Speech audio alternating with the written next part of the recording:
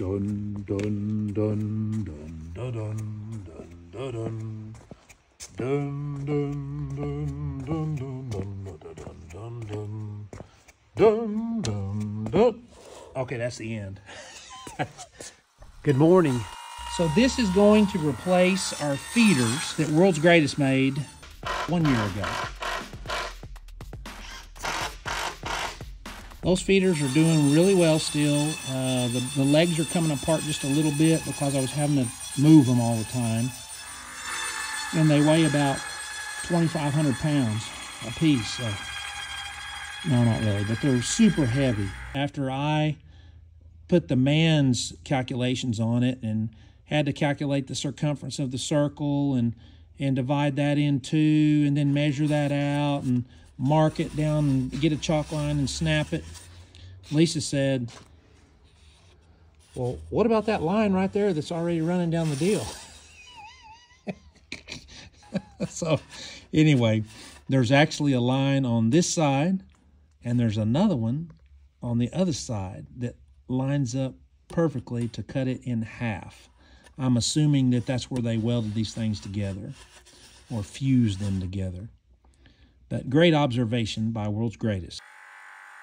So this is a 6-inch culvert, double wall, and we'll cut it in half, and that'll be a 20-foot length feeder, and we'll show you what we'll do to the ends, but it's a real simple process.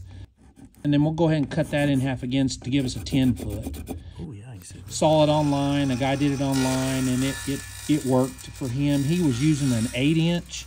This is just a 6-inch, and I can pick up all four and stack them and hold them with one hand. It's unbelievably light. So that is a wonderful improvement.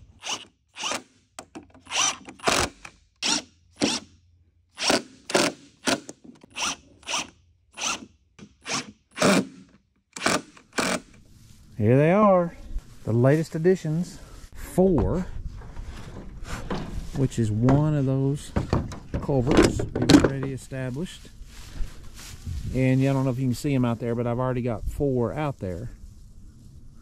So let's get these moved out and set them next to the other ones.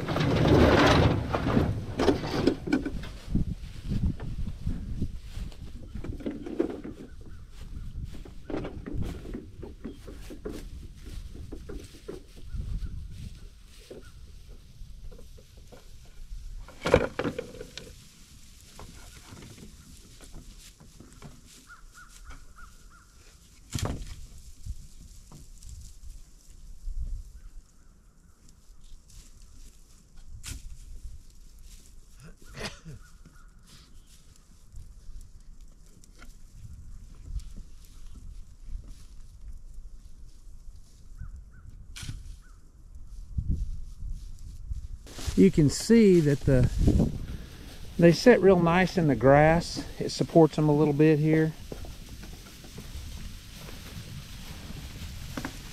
They've worked really well, so we'll see how they are over the long haul, though. That's going to be the main thing. So let me get some feed put in them and we'll see what's going on here.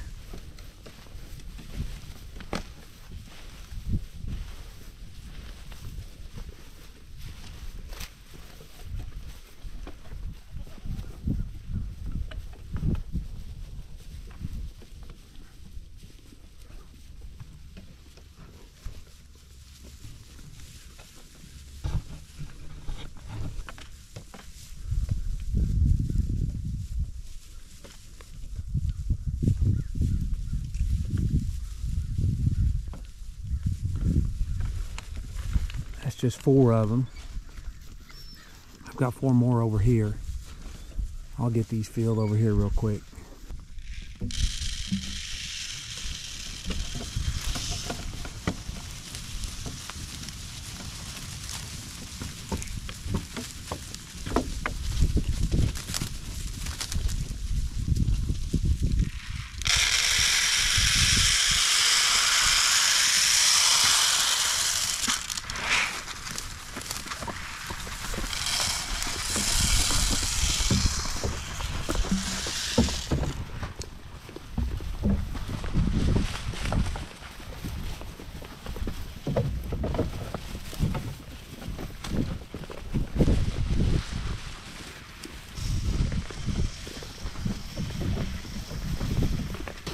You know, there's always a few that just aren't eaters, and for whatever reason, these goats are all weaned. They were weaned. They were kicked off a while ago from their mamas. We were just still running them with the main herd just to make it simple. And that goat that I'm pointing out, I keep watching him, and I probably need to just either do something or just stop watching him. That's one thing that Bud used to talk about with the cattle, is he said they pick up on that stuff when you're worried about them. So he said if you see something that you think needs to be doctored or whatever, just do it and then be done with it. But don't go in every day and look for him or look for them or her or whatever and just start, oh man, I don't know, because they pick up on that. He made a point about it by comparing it to your dad or your mom. You know, when they walked in, because I'm the dad and the mom now for these goats probably. And so when they walked into the room, if they had a funny look on their face, worry, anxiety, anything like that, you picked up on it as a kid. These are kids.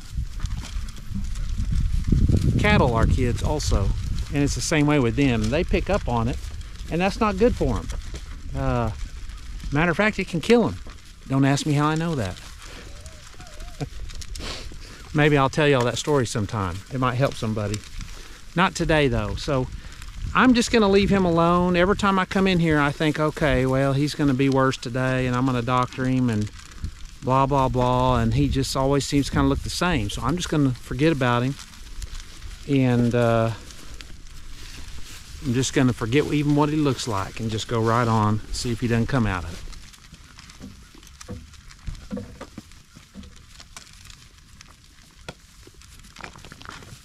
So far, the feeders are doing well. And there are 8 10-footers out there. I need about 5 for the amount of goats that I have. There's about 100 goats in here. So, I've got more than enough. And here's the beauty of it. Weight-wise, I can carry all 8 of those feeders at once. Simple. Bulk-wise, it may be a little ticklish to get it done. But the point of it is it's not going to kill my back. The wooden feeders that Lisa made, outstanding feeders, heavy duty, need to be somewhere in a pen where you can leave them there the whole time. Anyway, the great feeders, as good as any. I think they were $55, $53, something like that. These feeders that we just did, I've got just the slightest bit reservation on the size. They're 6-inch, and they're probably perfect. But when I'm pouring feed in them, you have to kind of really aim and pour it slow, and you can't just go down through there and sling a bucket in there and sling it out. But part of that is the bigger the bottom is, the more apt they are to just get in there and stand while they're eating. And I mean, you can see this group right here. There's nobody in there standing. Let's look at this group over here. Nobody in there. Well, one just stepped up there. He's got 1 foot in, then he went on over. So see, there's nobody in there standing. This group on the other side, there's nobody in there standing.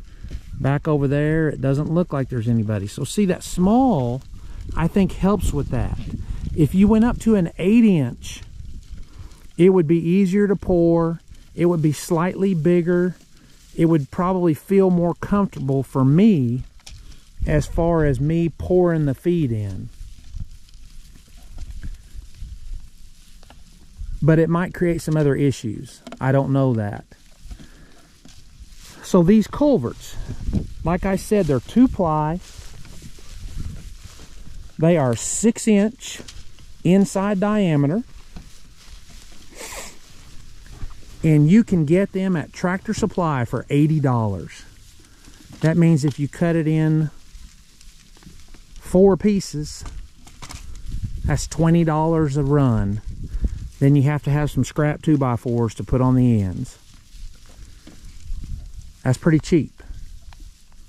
And let's hope they don't act like it.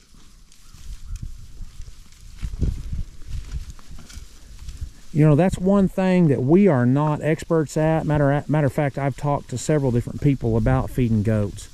I've talked to Greg Christensen once, and he helped me a bunch. And then I talked to Josh over at Boat Art, Kiko's, and he helped me a whole lot. And so, you know, and not that those guys feed goats all the time, but whenever it's time to finish them, they know how to do it.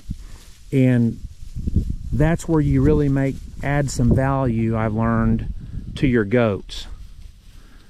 It's just a necessity, I think, to get decent money. It's well worth it. Well worth it. So that's why we're doing it. It makes sense, and eventually I will, once I get several years of data here on the model, I'll go over the model, because I think it's going to show some people that there is definitely a opportunity there that a lot of people with brush are not utilizing. You know, when somebody made a comment, oh, that's great, you know, there's too many people getting into goats now and the price has dropped. Well, I hadn't been in them that long, and from what I've been told, you used to be able to buy a nanny for 50 bucks. Try to find one now for 50 bucks. That's one part of it. The other part of it, I get a newspaper called the Livestock Weekly out of San Angelo, Texas, in that area. And so it has all the market reports down in that area. So I kind of keep up with San Angelo, and it always makes a point to talk about how many metric tons of goat meat we had shipped in, because we needed more here in the States. And this last week, I wanted to say it was 600 and something metric tons of goat meat. Bottom line is, the lowest I've ever seen it was 90, and I've been taking it since I started goats, so about 5 or 6 years. And so we ship in that's a week. That is a week. We're not going to supply enough goat meat for our demand here in the States. It's going to take every farmer, every rancher that has land raising goats to produce enough to supply that on a weekly basis. So I don't think that's the right statement to make, that too many people are raising goats and so it's driving the price down. No, the price is good. You know, it helps, like I say, I think it helps if you finish your goats a little bit, and it helps if you kind of take them in at a certain time. You know, we usually take ours in March, and that seems to be a high part of the cycle, at least the short time we've been in it. And I think that's pretty true as far as maybe it starts in December, January, February, March, in there, and it's usually some of the higher prices. So anyway, like I say, eventually, once we get a few years, 2, 3, 4 years maybe of data on our kid crop and what we do with them and how they perform as far as what they end up bringing at the end and what it costs us to get them there once we transfer them to what I call the yearling enterprise with the goats. It's actually before that. I guess it'd be the weaners, but I call them yearlings because it's kind of the same type of enterprise that we do with our cattle. And once I get that model, I'll kind of go through it with y'all and give you an idea of how we're doing it and what it costs and what it makes, you know, per goat based on it and based on our expenses. And of course that will be without our land resource, because we're not changing anything we're doing on our land as far as our cattle and the number of cattle that we're running. So it's not impacting that at all. We got the goats because we have a tremendous resource that is not utilized with our cattle, and it's very underutilized with our wildlife. So that's why we started the goats. and we will be more than happy to share that with y'all. So stay tuned in the future, and I'll definitely put it in the title or something, so if you guys are interested in that, stay tuned for it. So we will get that together hopefully sooner rather than later. One other thing that we haven't mentioned is that we will also kind of keep track of our myotonic crosses. And that brown one right there in the center with his head down with kind of tan on his neck, that's one of them. They're kind of easy to pick out, and we'll see if they look any different than the Spanish at the end of this deal. And who knows, maybe I'll have my scales. I bought some little individual scales that you can put under them, and I'll try to have those set up as we get closer where we can kind of take some actual measurements of them. Let's get a quick look at the bunks. There's still some that's kind of piddling at it, eating a little bit. Let's see how clean they are as far as manure in them. That one right there is almost spotless.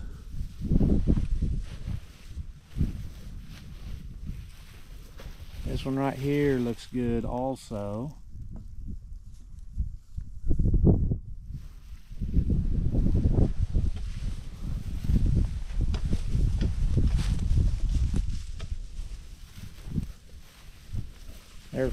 There's one piece of manure right there in that bunk right there. Other than that, it's spotless. And here's the fourth one. It too is spotless. So from these four, there's one piece of manure in there. I didn't check those. They're probably going to be about the same. That's pretty good. You know, I had my doubts about it. One issue that I thought was going to be a big issue was these holes. You know, how much feed were you going to lose down those holes? And, you know, that's why I say you got to pour it kind of easy in there. And I don't worry about it. If some feed goes in there, big whoop. May work well. We'll see. I know the price is right. Oh, by the way, okay, so I did say that. You can get those at Tractor Supply. And they're 80 bucks. I don't remember if that was free shipping or not. I would probably say not. But one thing they said, at least the reviews were saying, it kind of had some questionable reviews. And so I read them, and all of the bad reviews were, it takes forever to get them. It took 2 weeks. It took a month. Whatever. It takes a little bit to get them. So if you were thinking about doing that, I would order one or two or whatever you want way before you need them. Don't wait till it's weaning time and you need your bunks like I did. I needed them to start feeding, not to wean, but I waited, and so I went ahead and found a spot over around Sherman, Denison, and went over there. They had them in stock, and bought some over there, and they were more expensive. So Tractor Supply is a great place to start if you don't have another supplier there. But $80 was the cheapest price I saw on 6-inch. 2 cents. All right, we'll keep you posted on all of that, and we'll just continue doing what we do. So thanks for watching, and if you have any questions on what we did that maybe I didn't answer for you, drop me a comment. I'll fire back and give you the best answer that I know, or at least what I found out. Thanks. Bye.